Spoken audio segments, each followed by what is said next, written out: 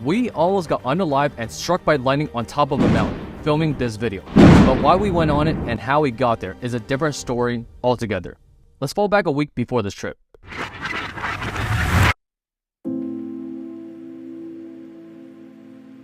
I was in a creative block. It's like a depressing phase that everyone in the arts falls into at one time or another. A rippling feeling of desperation. Maybe you feel like your next project is not good enough or original enough. The list of negative thoughts does not seem to end.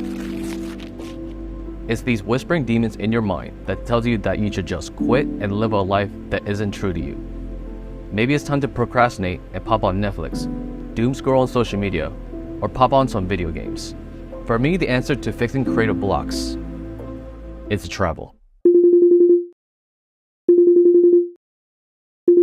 What's up, man? Yo, what up? Yo, I got this crazy idea. You down to go to Madeira? What's that?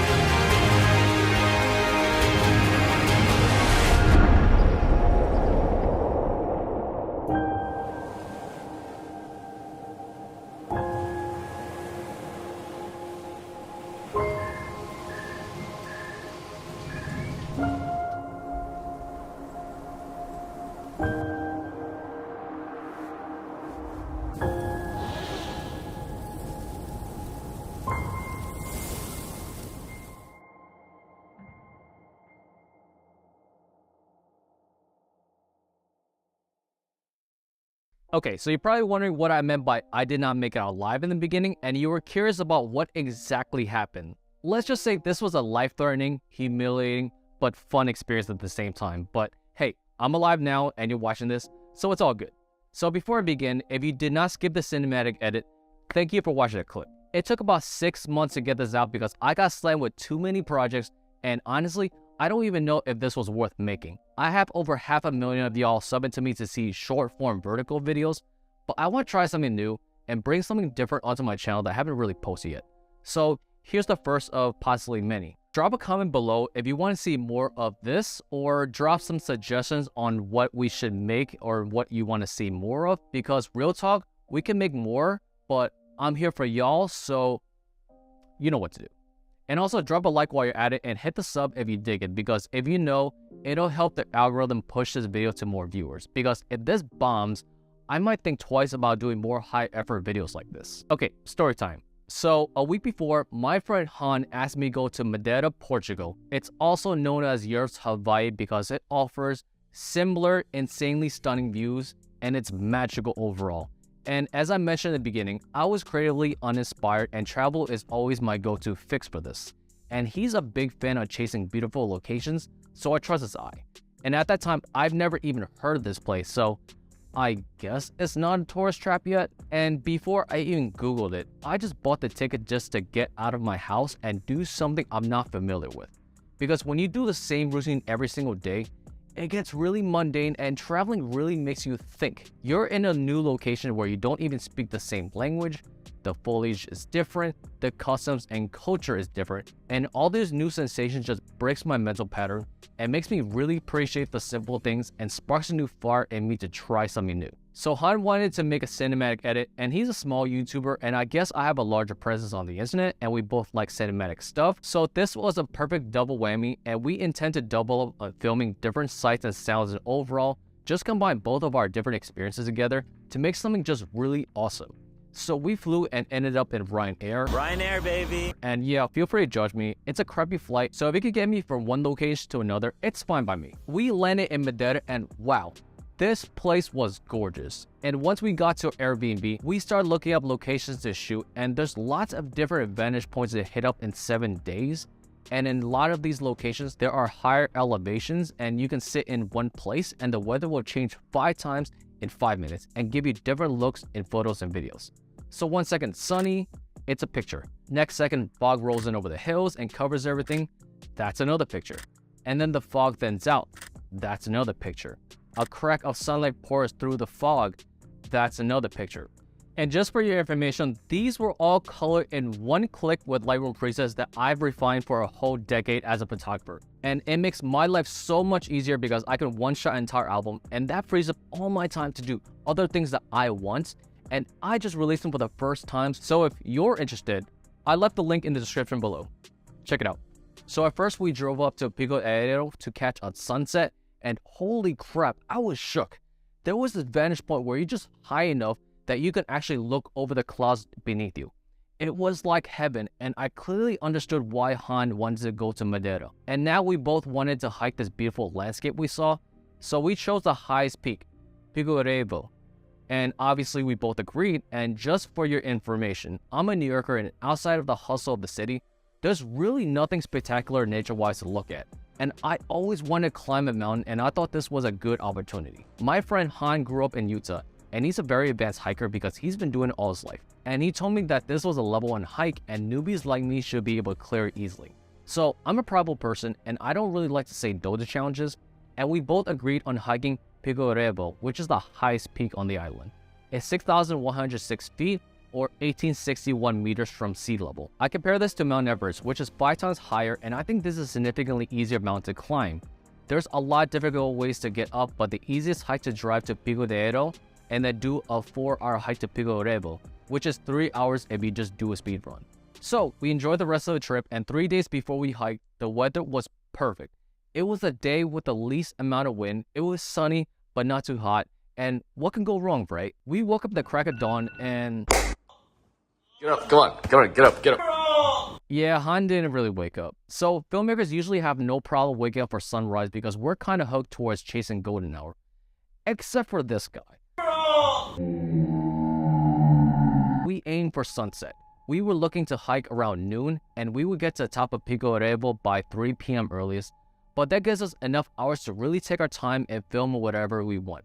And once it's dark, we will walk back in the middle of the night and navigate with our headlamps. So late in the afternoon, we drove up the mountain, which got really foggy because the clouds on the island tend to be very low, like I said before, and the moment the sun peeked out of the clouds as we got higher, we knew this was going to be worth the memory. We packed our bags to the brim, and after weighing it, mine weighed about 80 pounds, and I didn't think it through at the time, but this was the first of many terrible mistakes. We parked and we started hiking around 1 p.m. and we both agreed to put on some bright colored jackets on, so if we happened to film each other, it would stand out. And as we walked, we filmed random sights and sounds in ourselves, and we kept getting carried away. I was looking at the time and I started to freak out. After about 2 hours, we barely even cracked a kilometer. We had 9 more to go, and at this point, it would have taken 20 hours and we probably would have starved ourselves in the making. And I started hinting to Han to hurry up because this guy was too into filming random stuff and he lost his sense of time, and eventually... Wonder what's over there. Bro, we gotta go! I flipped out and reminded him that our mission was to get to the top before sunset, and we had 2 more hours to go. He also panicked, and then we started speed hiking. And the second mistake, was bad time management. And the third mistake was not taking our jacket off. We wanted to nail some consistent visuals of myself, and I wanted to keep the jacket on at all times so I don't have to put my backpack down, zip it up, film, take off the jacket, and then hike again. It would have wasted so much time, and it would be so much faster if we were just ready to be filmed, so that way we just waste less time.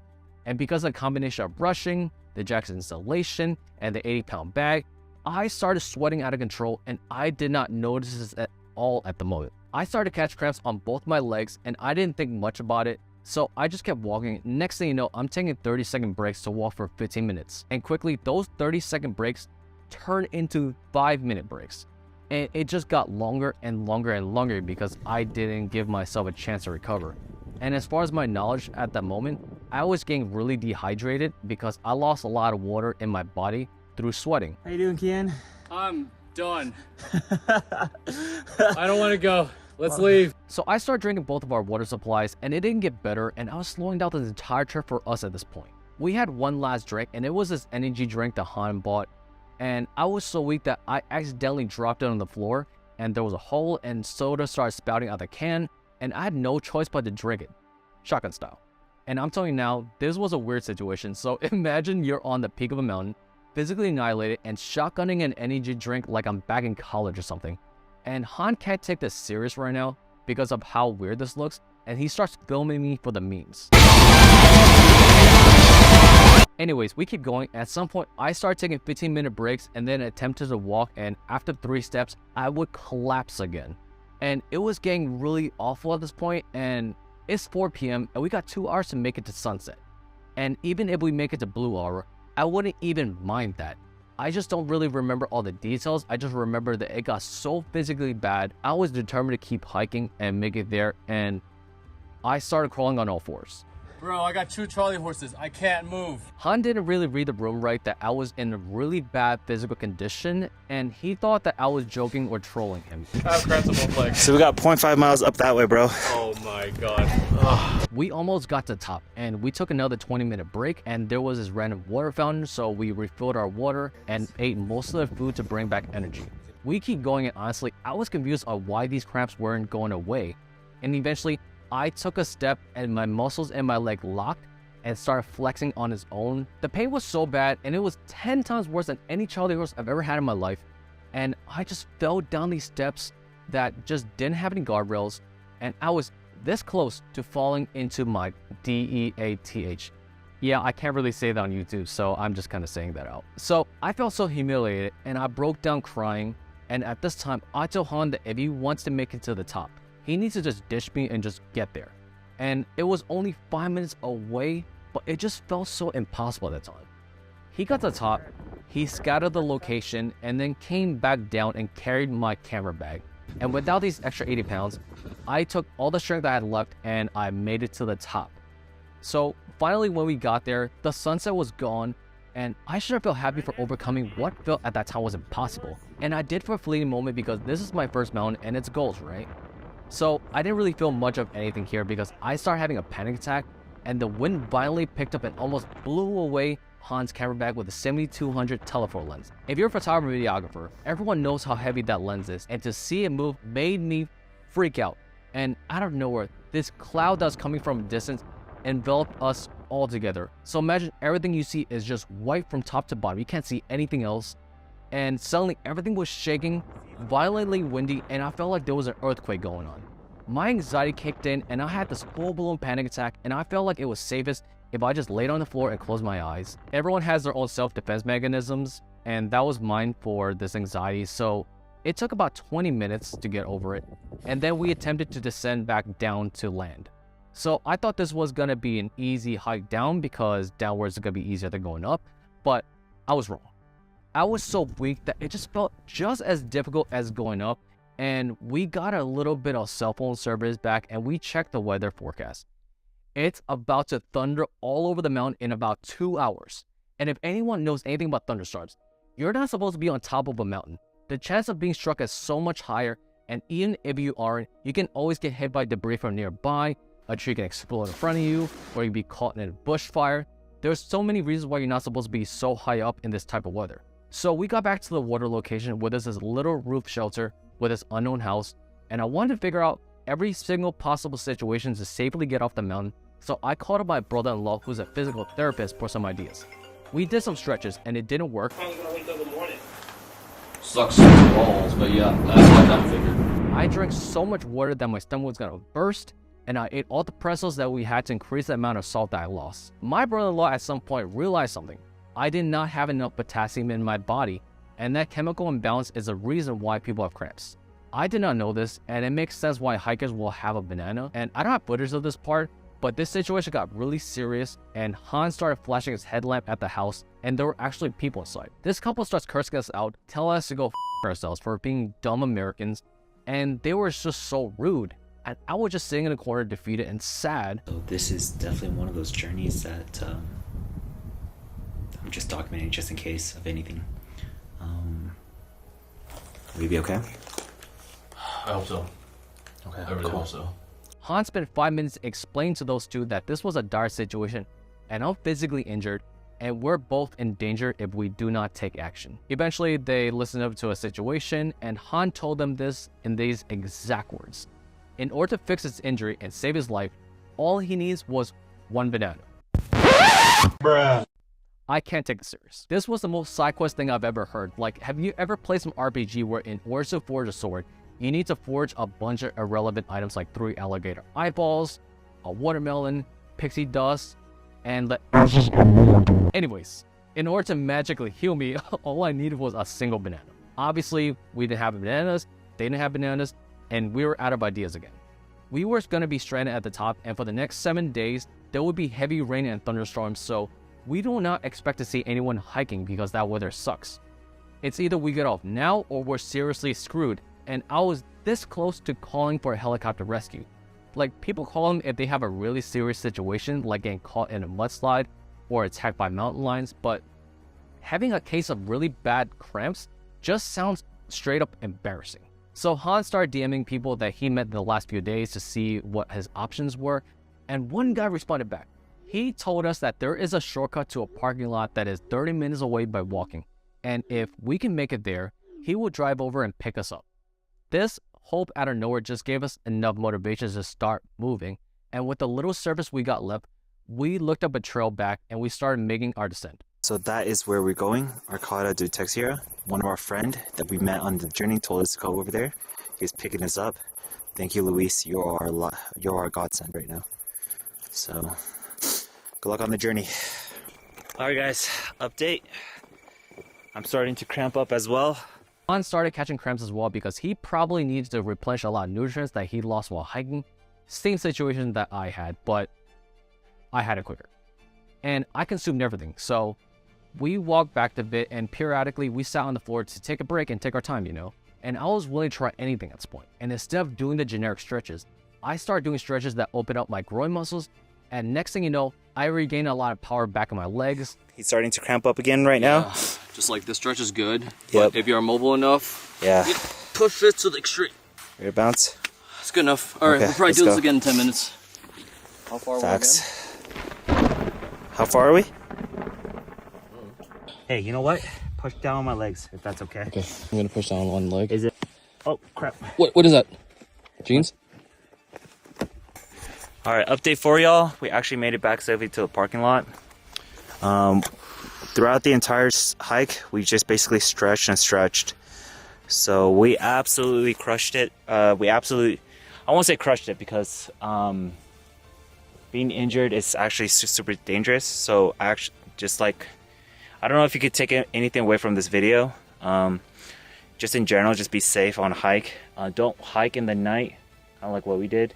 But we were really worried about the thunderstorm that was going to hit the mountain. So we decided to take the risk. But Kien's okay? You doing okay, buddy? Okay, cool. I need some sleep. Yeah, so tomorrow's another big day for us too. We're doing another 6-hour hike for this waterfall. Now we're waiting for our friend. I'll give you guys the final update when he arrives. Yeah. Any last thing you want to say? Thug life. Well, there you have it, guys. So it's about 4 in the morning at this moment, and we got ditched. Just kidding. Bro. Dude, Freaking man. you're a lifesaver, my guy. Freaking man. Oh my god. Are you going fine? He was like Now we injured. are okay. Yeah, dude. Like, can we give you a hug? Okay, perfect. Yeah, Bro, dude. Photos, Sir, everything. I have food, everything you want. Okay? Yeah, we should be okay now. Yeah? This guy only knew us for about 15 minutes yesterday. We had a really light conversations and we exchanged contacts. He really got up in the middle of the night camping and just drove over to help us. And if it wasn't for him, we definitely would have been in a significantly worse situation. And we spent the rest of the trip hanging out and building. So thank you, Loïs. I owe you my life. Madeira was an eye-opening experience, and there were lots of friends made along the way with so many adventures that I'm going to remember for the rest of my life. I'll definitely be doing something like this in the near future, and except this time, I'm going to be a lot more prepared with all these life lessons that I've learned. So, if you made it to this part of the video, thank you so much for watching, and also a special shout out to Han for being the reason why this trip even came to fruition. His channel has some beautiful cinematic stuff that you may be interested in if you watch this video, so I left the link down below. Check his stuff out, I promise it's rad. Anyways, comment what y'all think about this, and if you want to see more places and adventures, and if you did not already, smash that like button, hit subscribe, hit the notification bell to see more up-to-date content. I appreciate y'all. Peace.